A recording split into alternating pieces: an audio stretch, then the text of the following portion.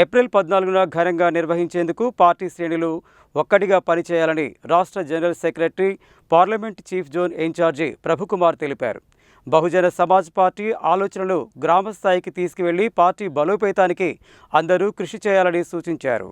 Bahujan Samaj party ఆధ్వర్యంలో సమావేశం జరిగింది.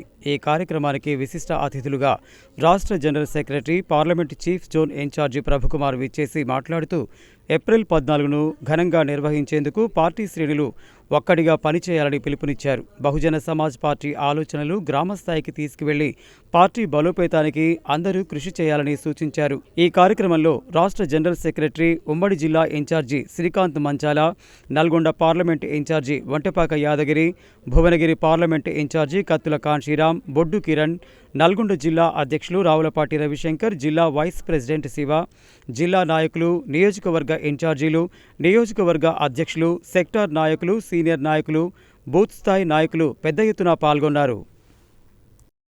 బహుజన్ సమాజ్ పార్టీ ఆవిర్భావ దినోత్సవము బహన్ కుమారి మాయావతి గారి ఆదేశాల మేరకు డాక్టర్ బాబాసాహెబ్ అంబేద్కర్ జయంతి నాడు బహుజన్ సమాజ్ పార్టీని ఆవిర్భవించడము నిజంగా మా బడుగు బలహీన ఎస్సీ ఎస్టీ వర్గాలకు, అణగారిన వర్గాలకు ఆ రోజు నిజంగా ఒక అవకాశాన్ని ఇచ్చినటువంటి మాన్యవర్ శ్రీ కాంశీరాం గారికి మేము ధన్యవాదాలు, జైభీములు తెలియజేస్తూ, ఏదైతే మాట్లాడలేని జాతి ఉందో, హక్కులకు నోచుకోలేని జాతి ఉందో, ఆ జాతికి అన్ని హక్కులను ఇచ్చినటువంటి డాక్టర్ బాబాసాహెబ్ అంబేద్కర్ యొక్క జయంతి కార్యక్రమాన్ని బహుజన్ సమాజ్ పార్టీ తరఫున చేయబోతున్నాం.